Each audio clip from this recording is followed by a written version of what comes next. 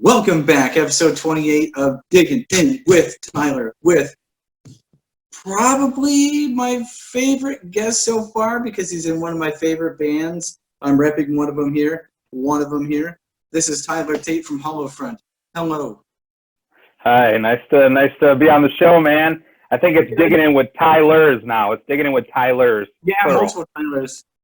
Yeah, this is sick. I'm actually shocked that you responded, first off, because sometimes I shoot my shot and sometimes I don't get a response. And being that you guys are one of my favorite bands, I was like, you know what, fuck it. Let's just message him, see what he says, and if he's up to do it, he's up to do it. If not, I'm kind of used to no's by now. And then voila, my boy is on the podcast. I'm super stoked. I don't say no a lot. Really? No. Yeah, I like doing these things. So I've done quite a few video podcasts and stuff. Yeah, and they're super fun. And I feel like right now, especially during the quarantine, usually we have a setup at my house and people come and interact. And I get to be like, hey, take all the beer you want out of the fridge. Hey, if you want anything to eat. But obviously we don't have that luxury. And right now is a better time than ever to, I guess, network via Zoom. So thanks, Zoom, for not sponsoring this video. It's my first time ever using Zoom, so yeah, it's actually been pretty nice. This would be the third podcast we've done. From what I understand, I don't do any of the editing when it comes to like audio and visual. Deanna and Elena take care of that kind of stuff. I don't think we have too many problems. Maybe it cuts out here and there, but anyhow, let's get to the point. I'm very excited to have you guys on. Tell us who you are for the people who don't know you. I am Tyler Tate. I do vocals for a metalcore band from Grand Rapids, Michigan called Hollow Front. Yeah, we've been a band for like almost 4 years. Just been continuously putting out music. It's basically all we've done we started touring, and this was supposed to be our best year yet, but tours are all canceled. Yeah. So that's kind of shitty, but other than that, yeah. What else can I say? I'll take it back to when I first got introduced to your guys' band. I may have told this to you or Devin. I can't remember. You guys came through Omaha. This is back in one of the January. Yeah, January. There you go. There was a reaction video that I had watched. It's this guy had a big old beard. He vapes a lot. He's from England, and people just send him all kinds of shit. The first ever song I heard by you guys was Homewrecker. And I was like, this is a fucking band that I can listen to all the time. Like, the amount of, you had two steps, you had breakdowns, highs, lows, you name it. Like, the variety, I think, is what caught my eye, especially when it came to that song. And then listening back to the EP, so you got like Speaking in Tongues, and you got Homewrecker, and you got, oh man, I don't know. There's just so much that I love about that EP, and I've just been drawn in since. Appreciate that very much. Yeah, it was the band started, it wasn't ever supposed to be like serious. It was just, I was recently like divorced. So I was angry and sad and depressed and all that. And I'd been in many, many bands before this, and I'd kind of given up because I'd never really gotten anywhere. So when I was divorced, I had a lot more time freed up. I was bored. So I went on Facebook and I was like, I need a hobby. And someone was like, join a band. And it ended up being one of the original members for Hollow Front. Really? The original guitar player, Jordan. He's like, join a band. And I'm like, in my mind, I was just like, there's not any newer bands that have started that I didn't trust people really to be good. So when I joined that band, I was really skeptical and I really wasn't going to take it seriously.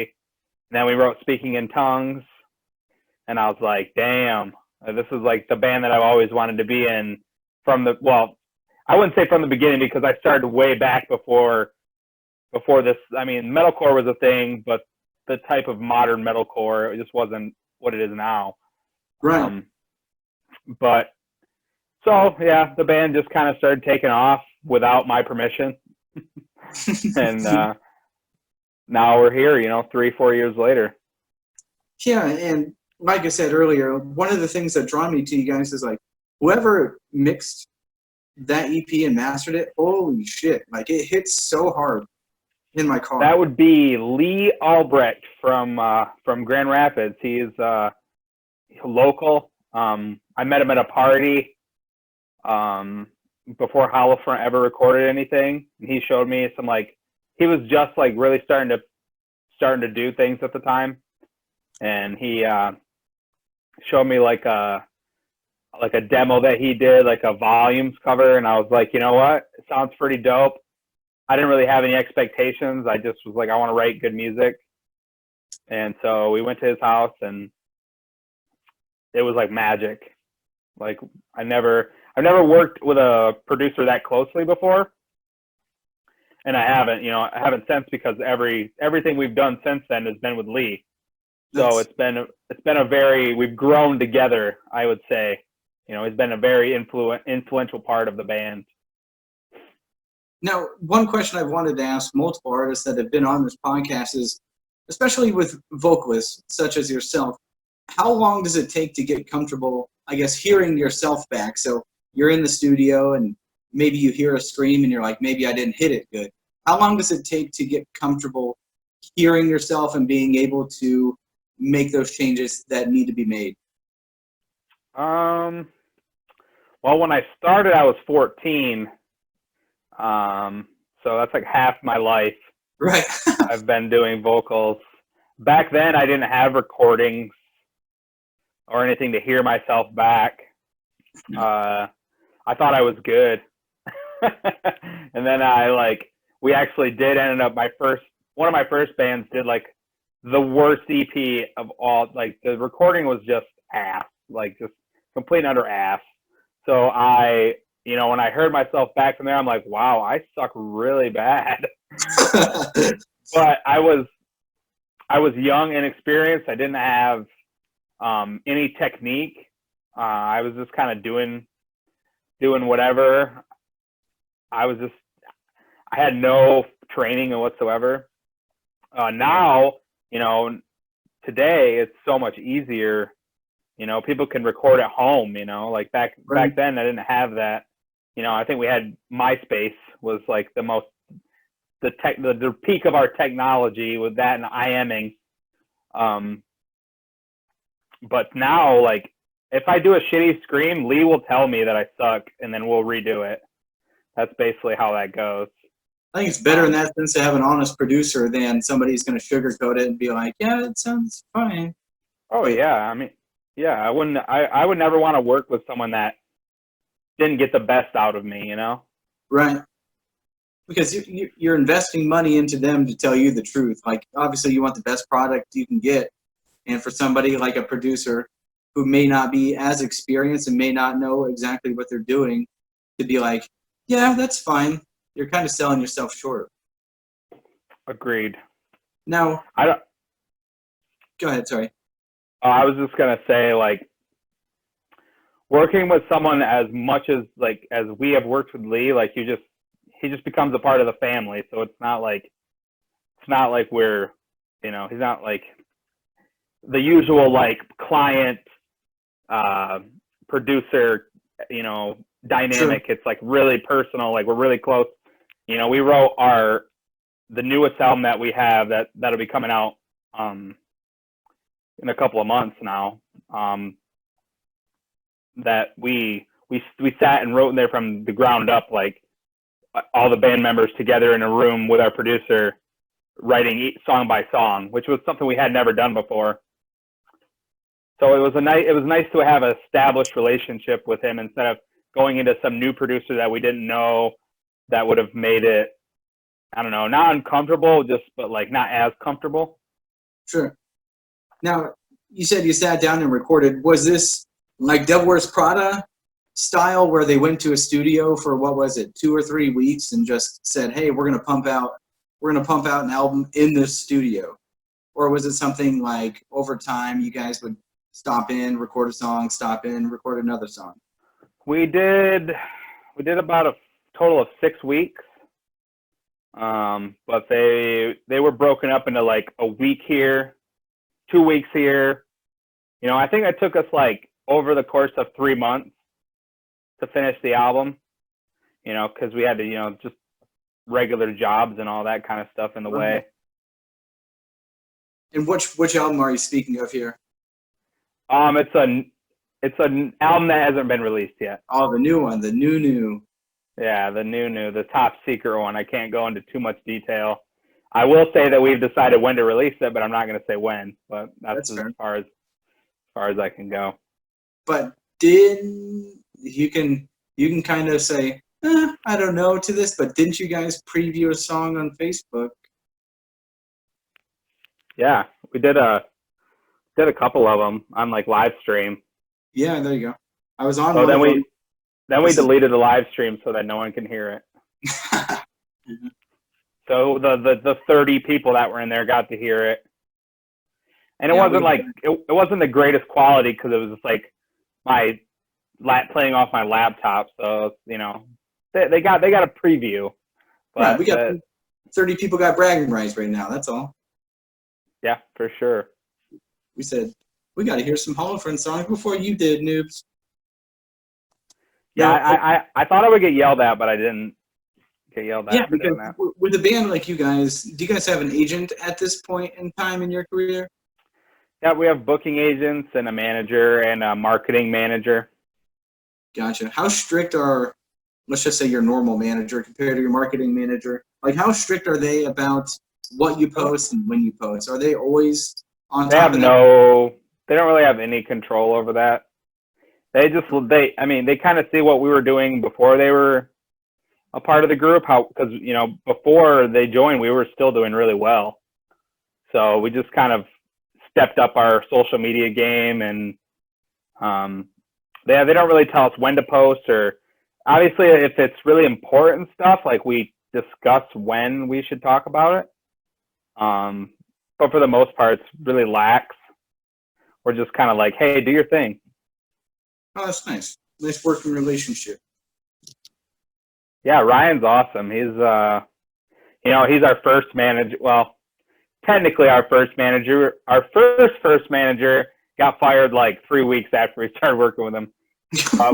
At the time we didn't need a manager. We just thought we did. And Ryan kind of came out of nowhere and swooped us up, I guess. So. And for the people watching, you're speaking of Ryan Kirby from Fit for a King? Correct, yeah, Ryan Kirby from Fit for a King. Humble brag, no big deal. Never heard of him? Ever heard of him? I could go one step further. Our marketing manager, he's David Puckett, the drummer for We Came as Romans. And former drummer for Today, who's from Sioux City, Iowa. Wow. Well, dropping some truth bombs over here. David Puckett, I can remember watching his live videos with For Today. That guy is insane. And then once Eric Choi left We Came as Romans, I'm big into drummers, if you couldn't tell. Once Eric Choi left We Came as Romans and I found out David Puckett was a drummer, I'm like, what a great replacement. I couldn't think of anybody better to replace Eric Choi. Eric Choi plays some very technical stuff. It's not easy covering somebody like that, but David Puckett. Yeah, David's crazy all around. Like, he's just hardworking, like super upbeat, peppy guy who, you know, like, well, we just played with them in Indianapolis on the few dates that they got to play in a Seed 10-year tour. So that was really cool.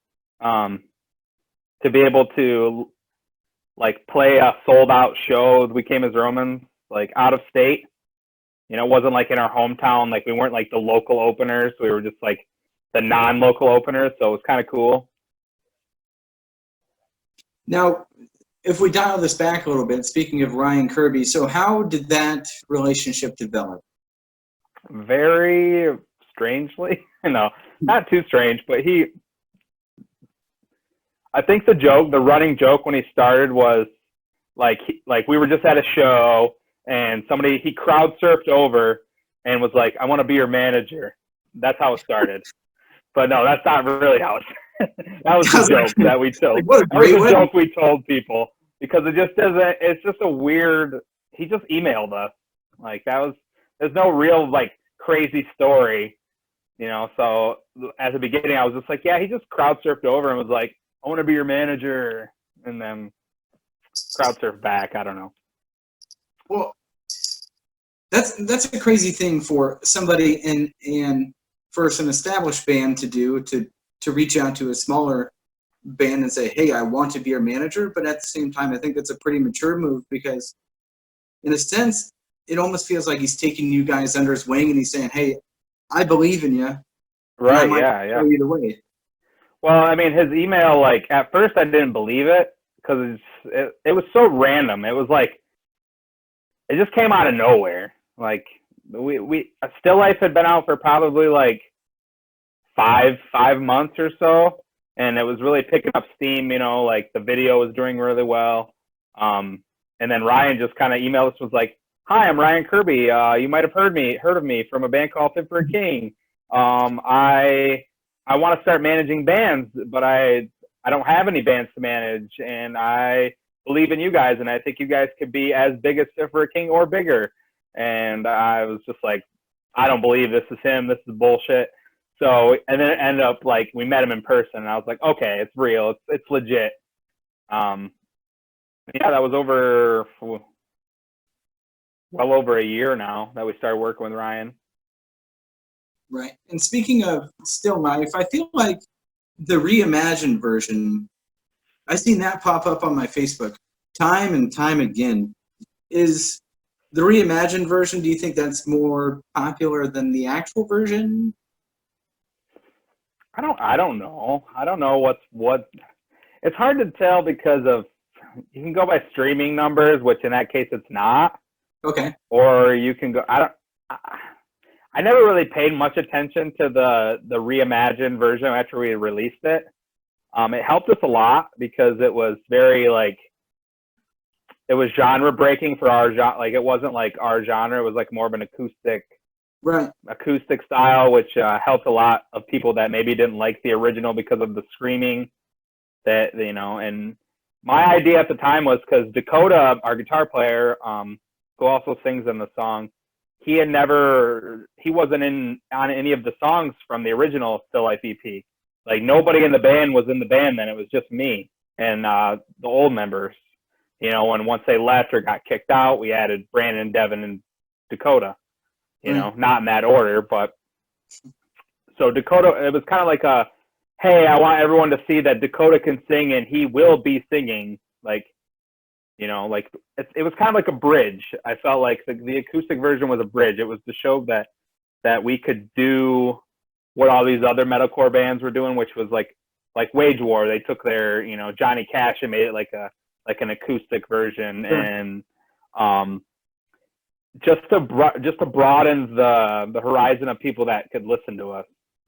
Yeah, and I think that's why I caught on so much on Facebook is because when you see a metalcore band or a hardcore band kind of take a different step and be like, hey, look, we're not just this band, we're musicians. We can play it a different way if we want to.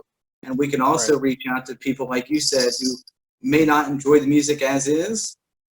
Guess what? We'll bring it up. We'll bring it on a different dish to you, and you're gonna eat it. I know my family liked it a lot more than my other stuff, which is totally cool. I that was the point. It was just like I knew that people that didn't like the original Still Life would like the acoustic, and I knew that some people that really liked the original would like the acoustic. it was kind of an experiment, and it was definitely a risk because we had already been almost labeled as like they're going softer when we did Still Life and stuff. So it's like we went even softer. It was kind of like this to the people. I was like, yeah, we can do soft, we can do heavy, and which is we do that both on the new record on separate, you know, the opposite spectrum. So I like to be well rounded. I was just about to bring that up. I was on one of those live streams, and you talked about, you're like, do you want to hear the heavy song? You want to hear the softer melodic song? And then you're like, well, they're all melodic in a sense, or something along those lines. But right, like you said, if you can play heavy stuff, soft stuff, I think that makes your band way more promotable than somebody's just, okay, let's do blast beats for 3.5 minutes every song, or let's just do a poppy chorus for 3.5 minutes a song. That goes back to why I like the song Home Wrecker so much. It's just all over the place. It touches everything. Yeah, that was a very genre, metal subgenre bending song. It had like hardcore 2-steps in it and genty parts and melodic metalcore parts. I don't know. That song was the second song we ever wrote, and I don't know. It just kind of fell together really well. That whole first EP was just like, I don't know how it, like, looking back, I was like, how did that happen? Like, we just wrote it, and it was completely different than how we do it now, because back then we were writing in a garage, and we actually wrote Speaking in Tongues during a tornado. Okay, that's pretty dope story. Yeah, it had knocked out like all the power except for like where we were at. So we just were jamming. And we're like, fuck it. If it kills us, it kills us. So we just kept playing and came up with Speaking in Tongues. Then we wrote the rest of the EP and then went into Lee's. Yeah, and the rest is crazy. history. Yeah. Now, being that you guys have different members, you said you're the only original member of the band, correct? I am, and I wasn't even the original member. I was the third. I was the third or fourth member to join, I think. Okay. But the band just kind of. I don't try to be the bossy one, but I just end up being the bossy one. I don't know. Like I had a vision. Like as soon as everything came together, I had the vision. I would say after Still Life came out, because before Still Life, the band was really rocky. I was really thinking about quitting. I was just tired of being in a band that's never going to go anywhere, I think, at the time. And then Still Life started to see, like, we started getting opportunities for playing shows out of state and tours. And I mean, they were all very small, really shitty at the time, but it's like, okay, well, I've never had that before. I feel like I should really like take advantage of that and explore it, and other members didn't really want to, so I guess they either fizzled out or they got booted. Yeah, we're not going to say any names, but I think the lineup you have now is pretty damn solid. You got Dakota, Brandon, and obviously Devin. Yes, can you talk about acquiring those members, like going from a local act? So in Omaha, we have a lot of musicians that will jump from one band to another. Now, when you become a touring act, I would imagine it's a different story. It's probably a little bit harder to get these people to commit right off the bat, wouldn't you say? I think it was because Dakota and Brandon joined during the really tumultuous time before Still Life came out. We still had our old drummer during that time, and Dakota was in another band called the Lon Vital. They're a local band around the area. Their band wasn't really doing anything. The member, like you said, they couldn't get members to commit. So it was just like, it was Dakota. It was Dakota's band, and he had hire-on members, basically. Gotcha. I don't know. He put up some kind of like parody video, and he parodied like all the local metal bands, and we were a part of that. And he did a really good job, like re-recording all the instruments and stuff. And I was like, Dakota's really good and he can sing. I was like, we should try to get him in the band. So I hit him up and I was like, I was like, "Will you fill in?" Because at the time we were 2 guitar players. Our original guitar player Jordan was still in the band when Dakota joined, and we had 2 guitar players, a bass player, drummer, me, and he joined the band, and immediately the other guitar player quit. Oh. So Dakota just walked into this shit show basically. He had to learn all the songs by ear because the other guitar player dipped and was gone. So and he's an amazing guitar player, and he learned all this shit really quickly. So, you know, and then the bass player quit, and then Brandon like joined immediately. He was in a band called Heart at War from around the area. They had broken up or were on hiatus or whatever, and we were just doing pretty well, and he wanted to be a part of it. So then he joined. Devin was a little different. It's a little controversial because we had a drummer that we all loved. Like we loved Cody, our old drummer. You know, what had nothing to do with personality is the reason that he was replaced. It just had solely to do with his playing ability. He just wasn't a good drummer. Like he didn't, you know, good dude, bad drummer. That's the only thing I can say. You know, he didn't work for it, you know. That's where him and Devin differed. Devin's always working. That dude is.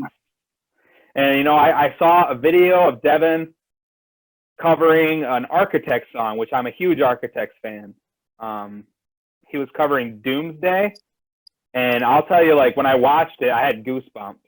Like, I just was like, this kid is fucking amazing. And how young he is, too. He is a kid. He's 20, you know. He's young. To me, that's a kid. You know, when he joined the band, he was 18. Right. So yeah, I saw the videos that he posted, like drum cover videos. I was impressed and was just like, man, I wish our drummer was that good. And I got a random message from him. He's like, yo, like, I love Howl Front, man. You guys are, like, amazing. If you guys ever need, like, a session drummer or a touring drummer, you know, just, like let me know. I'm down. And I was like, you know, yeah, we have a drummer already. You know, thanks for your inquiry. But I was very against kicking out our old drummer. I didn't want to do it, you know. He hadn't really done anything wrong, like, personally, you know, like, I felt like if he worked harder, he'd get better, but he just never did. So, you know, our producer was like, Lee, he's like, I talked to Devin. I saw him play live. He's amazing. You should have Devin. Just do it. And I was like, you know, it took me a few days. And then I was like, all right, let's do it. And then we got Devin. That's got to be the worst part about being the dad of the band, is having to kick out somebody. I mean, it was a mutual. I'd like to say it was the hardest, easiest decision that we ever made. It was very hard because he's a friend, and it broke my heart. You know, he was the only other original member in the band with me at the time. Right. And he was there from the beginning, and we were pretty close. You know. So it really sucked, but the other band members, they agreed that we wanted to be. We didn't want to be the band that's talked down about our live show because our drummer was off, you know? Right. Like, everything else was on but the drummer. So when we play shows and he screws up and stuff, to us, it reflected badly on the band. So we had to find someone that could fill the shoes properly. Now, once you guys got this solid lineup, this was what, a year ago? Yeah, it was February of 19 was when Devin joined. When did you guys start noticing that you guys were booking more shows and that your music was starting to take off? Because, like I said, I watched that video. I think maybe that video gave you guys a little bit of a boost. And then all of a sudden I seen touring. And then finally you guys made it to Omaha. So when did you actually notice a gain in momentum, per se? Pretty much the moment we dropped. So before Devin was in the band, even which I think that was a big appeal to him because we were getting tour offers, you know, like when he joined the band. But before that, it was when we dropped Still Life, the video, about a month or so before the EP, and like I'd never been a part of something that took off so quickly. Like it was getting hundreds of thousands of views a month, you know, like it was just that honestly, that's what saved the band. Like, because I was ready to pack it in, dude. I was tired. I was tired of being the only one holding up the band. Like that's just how I've always been in every band I've ever been in. It felt like that I was the only one that was serious enough to like, and it weighed down on me, like stressed me the fuck out. Right. So when that happened, everyone kind of like clicked into gear. It was like, oh shit, we actually have something. It's really taking off without we had no money put into it. We didn't start marketing the band till we dropped our single Left Behind. Never put any money. Didn't drop $1. And that's nuts. So like it was all organic, and it was like through Spotify and YouTube, luckily. But when we saw that happen, it was like, okay, time to try this and see how far we can take it, especially for me being 30, almost 30, with 2 kids, divorced. It's like my last shot, you know, right. like, and I feel like it's a good last shot, you know, like Hollow Front is definitely, I try to be as humble as possible, but it's the best band I've ever been in. Yeah, it's a pretty fucking solid band. So yeah, like once we saw that we were starting to get some momentum with Still Life, like, all right, let's go on tour. So we went on our first DIY tour. It was me, Dakota, Brandon, and our old drummer, Cody. And it was our first ever tour. It was like 11 days down the East Coast, down to Florida and back up. And it sucked. Like, it was fun, but nobody knew who we were. But the few people that did come out that knew who we were, it was amazing, because it's like, you don't expect people to come see you. Right. Like even like now, like our tour with Convictions, like it was really kind of successful. Like at a very small scale. Like it wasn't like where We Came as Romans or Fit for a King or like any of those bands.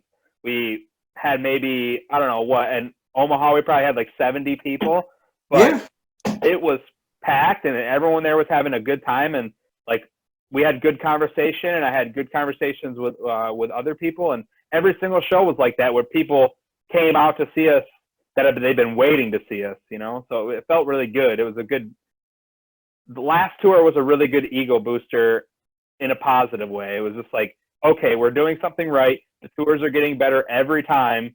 Like from first tour to now, you know, a year and a half in between, you're talking existential growth, you know? So when I seen you guys were coming to Omaha, I about shit myself. I was like, "What the fuck? What the fuck?" That was our first show ever there.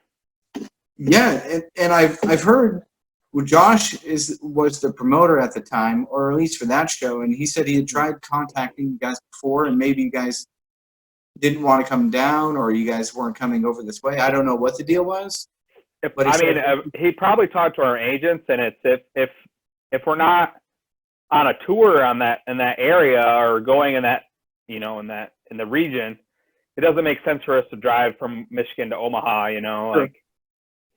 So I think that when it landed on that tour for Convictions, it was perfect for us. For whatever reason, Convictions always has a pretty decent turnout in Omaha. Like, I don't know what it is. Granted, I love Convictions; they're a great band, but you wouldn't think, like, I don't know. There's just something about Convictions that sells well in Omaha. They're cool dudes, man. They put on a good show. I think that's and their music's good. I think that if you can put on a good show, energetic and, you know, in your face live performance, people love that shit. It was cool, you know, because we'd met them a few months before, playing a festival with them, and like I'd never heard of them before. Oh, really? and we played the same stage on the same day, and they watched us play, and then they came up. I was talking to a few of the members, and then they played, and then I was like, damn, okay, they're really good, they're awesome. So then afterwards we started talking. I was talking to Josh, the guitar player, and he's like, yo, let's tour. And I'm like, usually when you meet bands and they're always like, yeah, let's tour, and you're like, I would love to, I want to, but the chances of that happening probably are very slim. So like Convictions, the fact that happened so quickly after, because it happened like 2 weeks after we agreed to the offer. Oh, damn. So and then they booked the tour, and it was very quick, and it was awesome because we just wanted to go on the road. It didn't matter with who, but it was cool that they were already kind of like established in some of these places. So yeah, Convictions, the first time I ever heard of them, they had a viral video, and it was with a breakdown they had and Chris Brown like dancing over the top of it.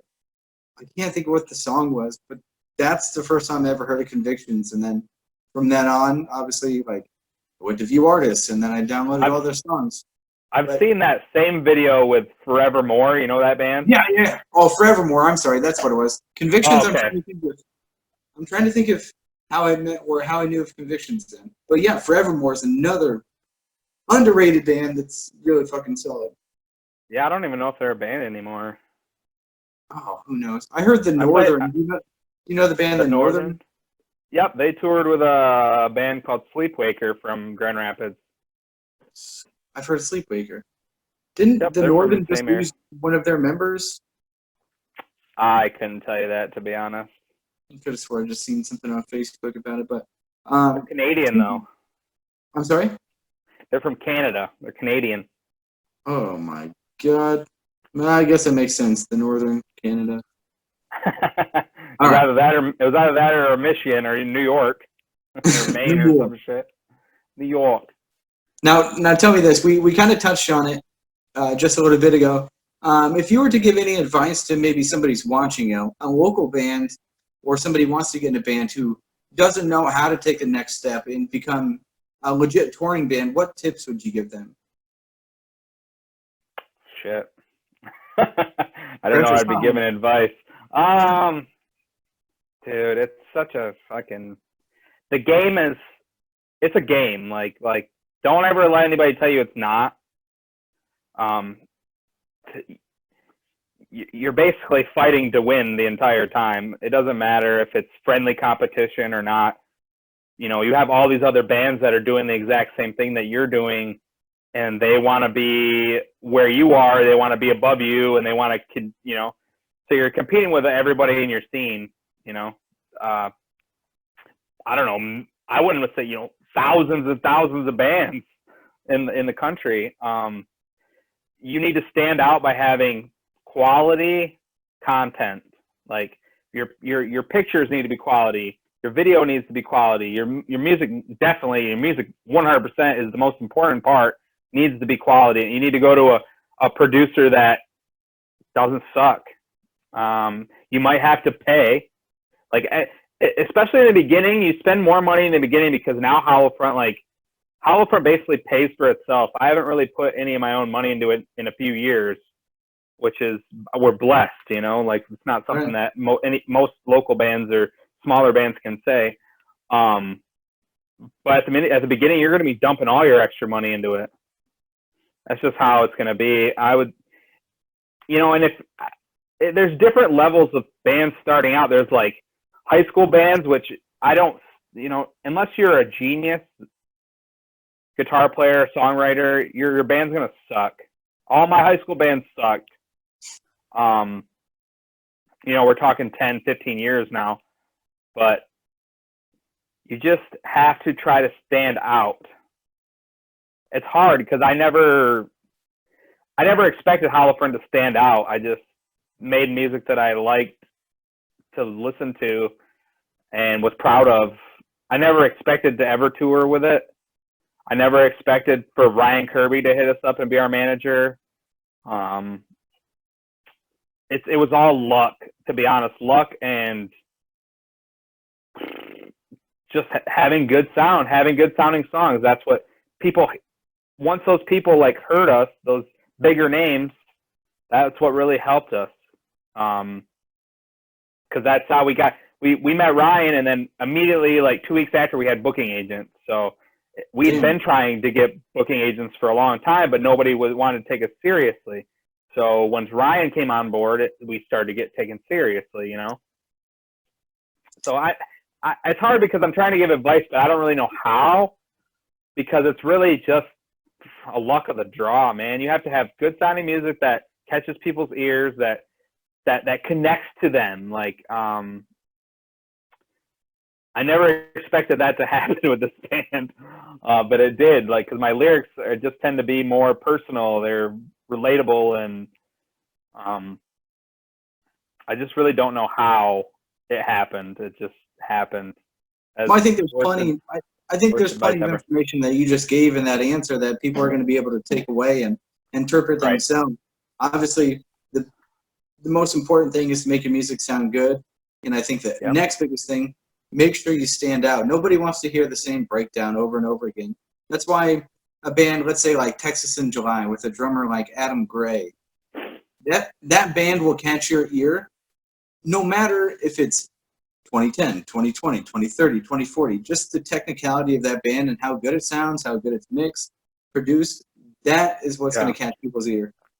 Watching live videos of him drum is just, if that doesn't make you just like melt into a pile of your own bullshit, just like, oh, I suck at everything, this guy's amazing, then I don't know, man. Because I remember watching a video of them playing Cry Wolf, and he's just, I'm just like, that guy's amazing. And it's funny because I saw Adam, he was drum teching for August Burns Red. Yep. And I was just thinking to myself, I'm like, oh, you should be up there, bro. You're so good. Yeah. Oh, my God. Adam Gray, he's one of those people that's undescribable. We'll wrap this up in just a second. We'll keep reminiscing about Adam Gray, though, because I love the dude. There's one video of him playing the song 1,000 Lives, and then it switches to Hook, Line, and Sinner. The video is from the back, from the backside of him, so the backstage. And in the middle of 1,000 Lies and in the middle of Hook, Line, and Sinner, this is very impressive from a drummer's perspective. He goes from leading with his right foot. In the middle of the song, he starts playing left foot and leading with his left foot. How the fuck do you do that? Lots of practice. It is dedication. Unfair how good he is. Like, if I was to even try to play something simple, just in the middle, I'm like, oh yeah, I got this rehearsed. Let me try to switch it around. No fucking way. Adam Gray's just like, hold my beer. He's too good. All right. We'll end it with this question, and then I'll have you plug whatever you want to plug. Absolutely.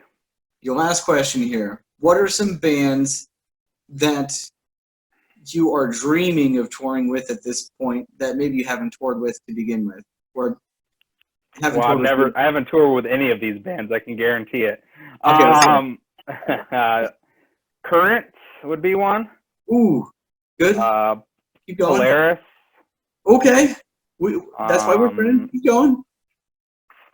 Do I have a limit, or do I have just like an actual tour package? 95 bands, and I'm sure I'll agree with all of them.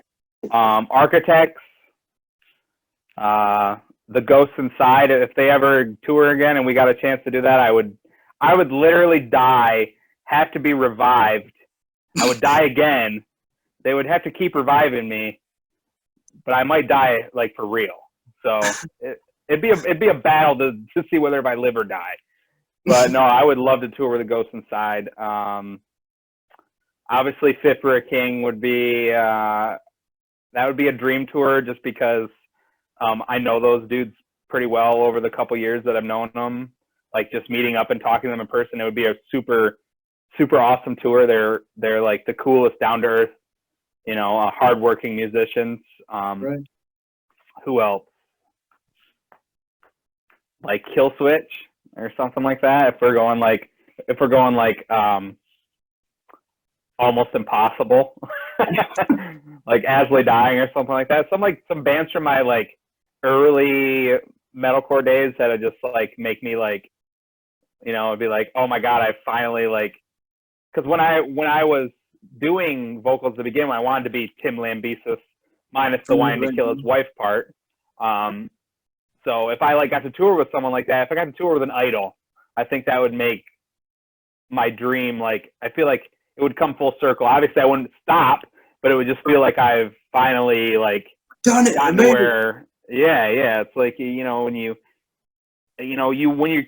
on a tour with bands like that, you're on the pedestal with them. You might not be on the same level of pedestal, but even if it was the opening band with a 20-minute set, I don't care. And I was like, I'll play 3 songs for the entire tour if that's what it took, you know? Right. Fair. I could go on and on. That'd be nuts to see you guys with Killswitch or even Architects. I don't know which one's more realistic at that point, Architects or Killswitch. Oh, fuck. Probably neither of them. But I'm holding out for like Currents. That's more realistic for us. Yeah, you never know. They might just sweep on over to Michigan. I mean, they're up from the Upper East Side. Where are they from? Massachusetts?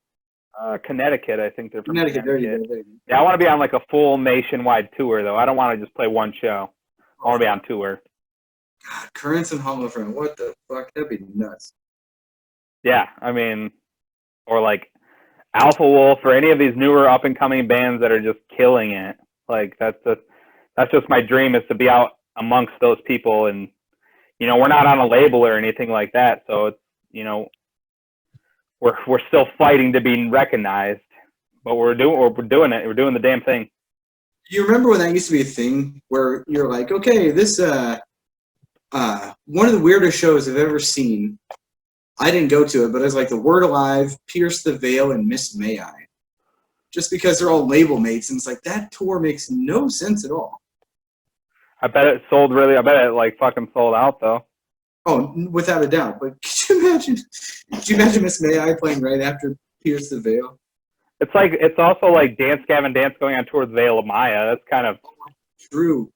I mean, awesome tour lineup, but like still it's weird. They're just, you know, I think that's cool though, because those bands have been around so long that they transcend their own genre. Like they can play with Animals as leaders, and you know, they're all mixed together just by being as old as they are, you know?